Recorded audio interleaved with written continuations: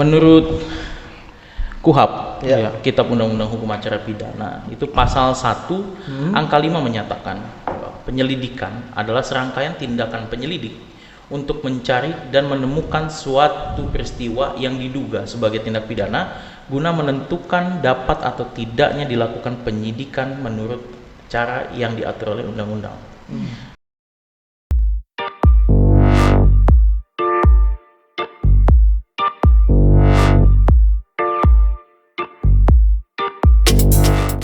Masih bersama Bang Tatang Official dalam acara Rubrik Hukum 30 menit ke depan. Dalam segmen Rubrik Hukum kali ini kita akan membahas tentang Criminal Justice System pada tingkat kepolisian. Sore kali ini kami kedatangan praktisi hukum yang bernama Muhammad Yunus Yunio dan rekan saya Arisandi. dan saya sendiri Dwi Haryadi. Criminal Justice System di Indonesia sangat tinggi, terutama tindak kejahatannya, Bang ya. Betul. ya. Kejahatan-kejahatan semakin modern, bagaimana banyak sistem-sistem atau global terkait internet atau permasalahan-permasalahan yang lainnya. Oh iya, benar. Ya, ini menarik nih tentang criminal justice system ini. Iya. Jadi, menurut sistem yang dianut oleh Kitab Undang-Undang Hukum Acara Pidana, maka tahap-tahap yang harus dilalui secara sistematis dalam peradilan pidana. Menurut rekan Yunus, pendapatnya gimana nih? Ya, dalam proses penegakan hukum pidana yang biasa orang hukum pidana bilangnya criminal justice system itu. Secara hukum formil, dalam hal menegakkan hukum material itu di tingkat kepolisian ada dua, proses penyelidikan dan proses penyidikan. Nah, di kepolisian itu ada dua proses itu untuk menentukan apakah perkara ini merupakan perkara pidana, apakah perkara ini memiliki dua alat bukti yang cukup. Nah, itu di proses itu, diujinya. Oh gitu ya. Jadi ada dua ya itu ya. Ya. Tahap itu. Jadi kalau seumpamanya pengertian penyelidikan, pengertiannya menurut rekan Yunus apa ya pengertiannya? Menurut KUHP, Ya. ya, Kitab Undang-Undang Hukum Acara Pidana, itu pasal 1 angka 5 menyatakan bahwa penyelidikan adalah serangkaian tindakan penyelidik untuk mencari dan menemukan suatu peristiwa yang diduga sebagai tindak pidana guna menentukan dapat atau tidaknya dilakukan penyidikan menurut cara yang diatur oleh undang-undang. Nah, proses penyelidikan ini dilakukan oleh penyelidik yang diberikan tugas atau surat dari atasannya untuk melakukan penyelidikan adanya tindak pidana. Nah, apa yang dilakukan oleh penyelidik ketika ada aduan atau laporan dari korban atau pelapor yang mengetahui langsung tentang adanya tindak pidana? Itu dijelaskan lebih lanjut di pasal 5 KUHP-nya. Di pasal 5 KUHP menyebutkan bahwa penyelidik sebagaimana dimaksud dalam pasal 4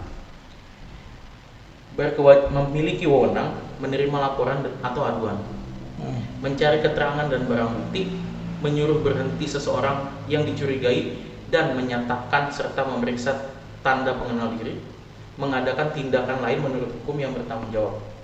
Kemudian atas perintah penyidik dapat melakukan tindakan berupa penangkapan, larangan meninggalkan tempat, penggeledahan dan penyitaan, pemeriksaan dan penyitaan surat, mengambil sidik jari atau memotret seseorang, membawa dan menghadapkan seseorang kepada penyidik. Nah, dalam isi pasal tadi, setidaknya rangkuman dari apa itu tindakan penyelidikan itu adalah pertama, mencari ada tidaknya suatu tindak pidana. Dari mana penyelidik itu bisa menentukan ada tidaknya tindak pidana? Tentunya dari proses penyelidikannya dan dicari dua alat bukti atau barang bukti terhadap dugaan tindak pidana tersebut. Nah, kurang lebih dalam proses penyelidikan itu seperti itu. Jadi seperti misalkan ada salah satu pasal lah, contoh yang misal pasal sekian, apakah sesuai dengan penyidikan itu masuk nggak subjek dan objeknya itu ya? Ya, misal baru-baru ini ada seorang rekan atau kerabat dia ingin melaporkan adanya dugaan tindak pidana verspel. Oke, verspel itu singkatnya bisa dibilang ada perselingkuhan antara suaminya dengan wanita lain. Oh iya. Nah, ketika si seorang istri ini melaporkan adanya tindak pidana tadi, dugaan tindak pidana tadi, maka setelah laporan ini diterima, maka penyelidik akan melakukan berdasarkan wewenang yang ada di pasal 5 tadi. Apa tadi? Mencari adanya tindak pidana. Ya.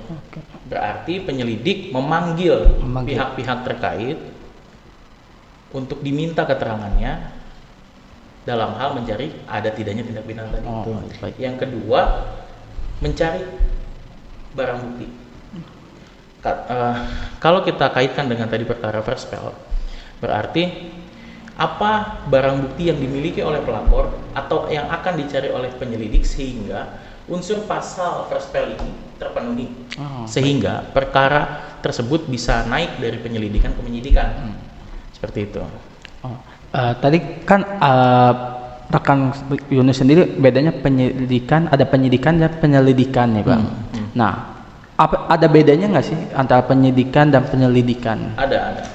Tadi penyelidikan sudah kita bahas definisinya berdasarkan pasal 1 angka 5. Nah, penyidikan sendiri adalah serangkaian tindakan penyidik dalam hal menurut cara yang diatur dalam undang-undang ini untuk mencari serta mengumpulkan bukti yang dengan bukti itu membuat terang tindak pidana yang terjadi dan guna menemukan tersangkanya. Oke. Nah, Adapun proses penyidikan ini itu dilakukan oleh penyidik yang telah diberikan tugas untuk melakukan penyidikan. Nah, siapa yang dapat melakukan penyidikan? Ada yang tahu? Oke. Penyidikan berdasarkan pasal 6 KUHP itu dapat dilakukan oleh pejabat kepolisian negara Republik Indonesia atau pejabat pegawai negeri sipil tertentu yang diberikan wewenang khusus oleh undang-undang. Oke. Kalau di kepolisian tentu biasanya itu yang menjadi penyidik adalah polisi. Kepolisian. Oke. Gitu. Nah, terus apa wewenang dari dari penyidik dalam hal melakukan penyidikan tindak pidana? Ya. Nah, pertama, berdasarkan pasal 7 tadi. Selain menerima dan mendapatkan pengaduan dari seseorang korban atau yang mengetahui langsung adanya tindak pidana, pasal 7 juga menyatakan pada huruf B-nya melakukan tindakan pertama pada saat di tempat kejadian, menyuruh berhenti seseorang tersangka dan memeriksa tanda pengenal diri tersangka, melakukan penangkapan, penahanan, penggeledahan dan penyitaan, melakukan pemeriksaan dan penyitaan surat, mengambil sidik jari, memanggil orang untuk didengar dan diperiksa sebagai tersangka atau saksi, mendatangkan ahli yang diperlukan dalam hubungannya dengan perkara tindak pidana tersebut, mengadakan penghentian penyidikan, mengadakan tindakan lain yang menurut hukum dan bertanggung jawab. Nah, itu wewenang dari penyidik. Itu wewenang dari penyidik ketika melakukan proses criminal justice system. Gitu. Ya, tentunya beda dengan penyelidikan karena ketika di penyelidikan itu mencari ada tidaknya tindak pidana dan mengumpulkan barang bukti. Nah, ketika masuk ke proses penyidikan berarti menurut penyelidik bahwa telah terjadi tindak pidana yang didasarkan oleh keterangan dan bukti. Oke. Ingat bahwa dalam proses penegakan hukum tindak pidana yang paling utama adalah keterangan saksi. Baru keterangan bukti yang lain. Nah, ketika penyelidik merasa ini sudah cukup, maka akan dinaikkan ke tingkat penyidikan. Dalam tingkat penyidikan, maka alat bukti atau barang bukti yang menunjang yang menjadi dasar laporan tindak pidana tersebut akan dilakukan penyitaan. Beda dengan penyelidikan. Penyelidikan belum boleh melakukan penyitaan. Tapi dalam proses penyidikan, barang bukti yang berkaitan langsung dengan tindak pidana, penyidik diberikan wewenang untuk melakukan penyitaan. Supaya apa? Ya, supaya tidak hilang, supaya tidak kabur nanti, Atau dimusnahkan lah ya. dimusnahkan, tidak kabur pelakunya, tersangka dapat ditahan. Nah, makanya dalam proses penyidikan lah penetapan tersangka itu terjadi. Gitu. Tadi kan rekan Yunus sendiri itu membahas tentang penyitaan ya. Banyak masyarakat lah yang bertanya terkait penyitaan itu, terkadang ada di pihak kepolisian itu ada terhadap pengadilan. Apakah itu perlu nggak terhadap penyitaan suatu barang atau apapun itu oleh pihak pengadilan? Berdasarkan hukum formilnya, Iya. memang penyitaan secara eksekusinya dilakukan oleh kepolisian, namun atas izin ketua pengadilan setempat. Ketika dugaan tindak pidana itu terjadi di Polres Metro Depok, Iya, contoh ya. maka penyidik Polres Metro Depok itu juga mengajukan izin ke pengadilan negeri Depok. Ketika diizinkan, baru penyitaan itu boleh dilakukan oleh penyidik Polres Depok. Nah, gitu. Itu salah satu syarat formil Formilnya ya. dalam hal melakukan penyitaan dugaan tindak pidana terhadap barang dugaan tindak pidana. Gitu. Menurut rekan Yunus, penyidik dapat memberikan status kepada seseorang sebagai tersangka. Ya. Nah, menurut rekan Yunus bagaimana nih dapatnya? Nah, seperti yang tadi saya sudah jelaskan ya, bahwa ketika suatu tindak pidana telah dilakukan proses penyelidikan, ditemukan adanya suatu tindak pidana, naik ini menjadi penyidikan, sehingga dicari dua alat bukti yang cukup dan mencari siapa pelakunya. Ya. Nah, ketika situ sudah dilalui, ditemukan barang bukti, dua alat bukti yang cukup untuk menentukan perkara ini pidana.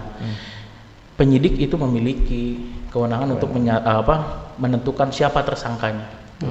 Tentunya tentunya tidak serta-merta ini terlapornya, ini barang buktinya, kemudian si terlapor ini pasti menjadi tersangka. Tidak seperti itu juga, karena apa? Ada proses. Penyidik juga akan melakukan gelar perkara. Apa yang dilakukan dalam gelar perkara itu mensinkronkan antara pasal yang disangkakan, dibedah unsur-unsurnya, dikaitkan dengan alat bukti yang ada, sehingga dalam hal proses penegakan hukum itu diketahui secara betul siapa yang menjadi tersangka dalam dugaan tindak pidana ini, yaitu boleh jadi pelakunya awalnya dilaporkan hanya satu orang, tapi setelah digelar perkara ternyata ini adalah perbuatan penyertaan. Perbuatan penyertaan itu adalah tindak pidana yang dilakukan oleh beberapa orang secara bersama-sama dengan satu niat yang sama, dan tindak pidananya selesai.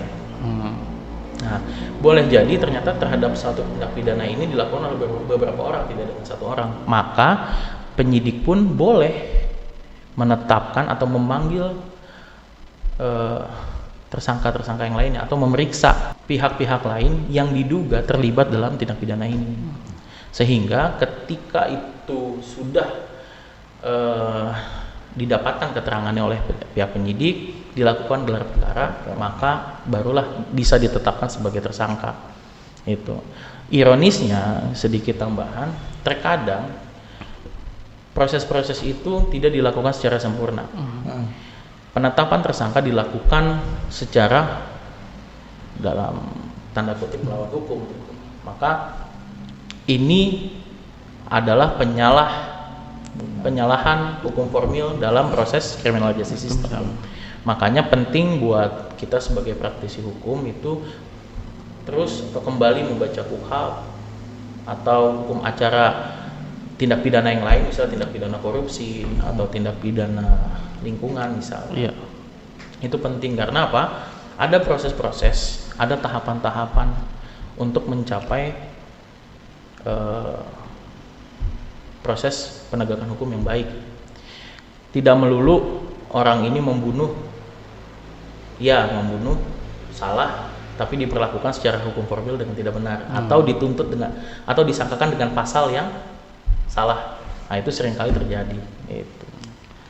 Terus tadi kan rekan Yunus sendiri kan menjelaskan terkait misalkan kita melaporkan salah satu orang tapi ternyata orangnya itu yang terlibat dalam tindak pidananya itu lebih dari satu. Apakah diperbolehkan terkait penetapan tersangkanya ini? Ya, jadi ketika itu tadi penyertaan itu delming ya. Delming adalah tindak pidana yang dilakukan oleh lebih dari satu orang dengan tujuan yang sama. Nah, sedikit saya buka, delming itu juga punya ada empat peranan. Itu orang yang melakukan, menyuruh melakukan, terus serta melakukan, atau dia memfasilitasi suatu perbuatan tindak pidana. Nah, masing-masing punya peranan.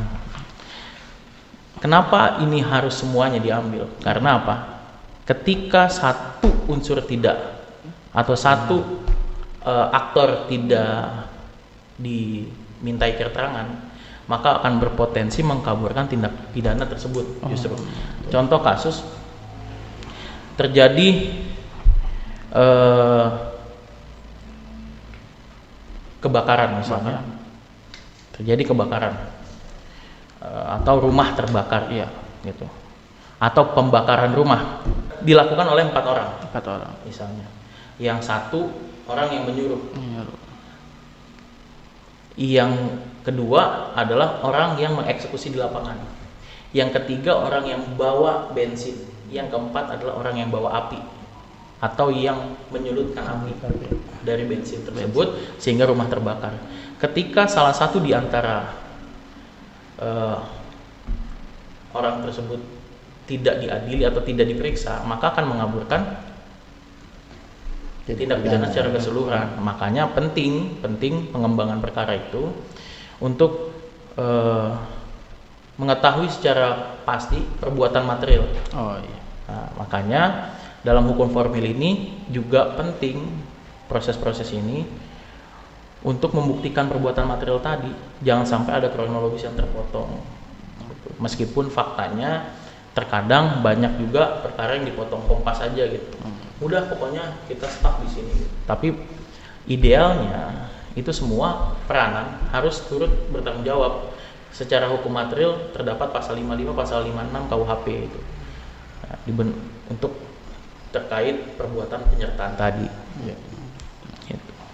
Cukup sekian penjelasan dari kami. Mudah-mudahan bermanfaat untuk kita semua, khususnya untuk para masyarakat yang sedang mencari informasi terkait keadilan. Keadilan bisa datang ke alamat Jalan Boulevard A2 nomor 6 Klaster Jasmine GDC Kota Kembang Depok, ataupun bisa menghubungi melalui WhatsApp atau telepon 0812 8282 9523. Sekian, terima kasih. Fiat Justitia.